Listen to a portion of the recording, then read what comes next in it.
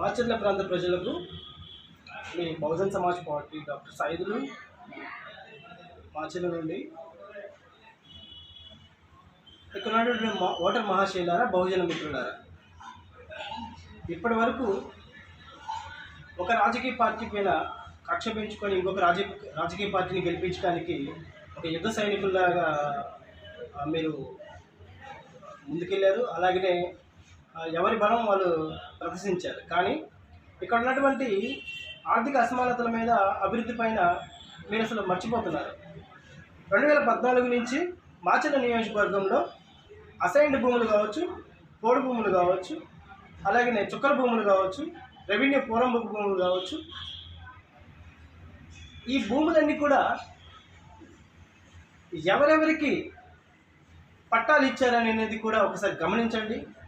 ఇక్కడ ఉన్నటువంటి భూముల పైన పేదలకు హక్కు కల్పించాలా, దీనికోసం బహుజన సమాజ్ పార్టీ కట్టుబడి ఉంటుంది.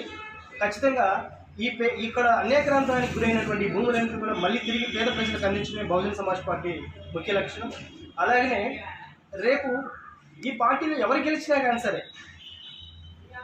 ప్రశ్నించే గొంతుకులాగా బహుజన సమాజ్ పార్టీ ముందుంటుందని సరే ఒక్కసారి మీకు జ్ఞాపకం చేస్తున్నాను. ఎవరు అధైర్యపడద్దు. సరే, ఇప్పుడు ఉన్నటువంటి రాజకీయ పార్టీలు మీకు చూపించిన మక్కువ ఎవరెవరు ఏమేమి చేస్తారనేది మీకు కూడా ఫ్యూచర్లో అర్థమవుతుంది. మనకి ఏదైనా ఒక రాజకీయ భవిష్యత్తు ఏదైనా ఉన్నదంటే అది బహుజన సమాజ్ పార్టీ తప్ప మనకి ఎక్కడ కూడా గౌరవం కానీ అభివృద్ధి కానీ ఎక్కడ దొరకదని చెప్పేసి మాచర్ల ప్రాంత ప్రజలకు తెలియపరుచుకుంటున్నాను. ఇప్పటిదాకా జరిగినటువంటి దాడుల్లో నష్టపోయినటువంటి కుటుంబాలకు, గాయపడినటువంటి వారికి కూడా నేను ప్రత్యేకమైనటువంటి నా ప్రగాఢ సానుభూతి తెలియపరచుకున్నాను. ఎందుకంటే ఎవరో ఒక వ్యక్తిని రాజును చేయడం కోసం మీరు పడినటువంటి గొడవల్లో గాయపడినటువంటి మీ కుటుంబాలు నాశనం అయిపోతాయని మరొకసారి జ్ఞాపకం చేసుకుంటున్నాను. ఒకసారి ఇప్పుడైనా కానీ సరే మీరు అందరూ కూడా సంయమనం పాటించేసి మనం ఇవన్నీ చేస్తుంది తప్పు, రేపటి రోజున ఏదైనా జరిగితే మన భార్య బిడ్డలు కానీ మన యొక్క కుటుంబాలు కానీ రోడ్డు మీద పడతాయని చెప్పేసి ఒకసారి ఆలోచించండి, గమనించండి. ఇప్పటికైనా కానీ సరే ఇలాంటి కక్షపూరితమైన రాజకీయ నాయకులు కానీ, కక్షపూరితమైన రాజకీయాలు కానీ వదిలిపెట్టండి. ఇప్పటికైనా కానీ సరే పల్లెల్లో ప్రశాంత వాతావరణం కావాలి, ప్రశాంతతమైనటువంటి భద్రత కావాలి.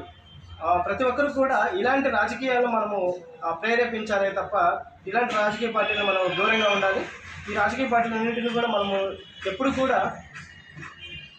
అంత మక్కువ చూపించుకోవద్దు. ఎందుకంటే ఇవి మనకి కావు. మన సొంత పార్టీ ఏదైనా ఉందంటే బహుజన సమాజ్ పార్టీ మరో మనకు తెలియపరచుకుంటూ జై భీమ్, జై భారత్.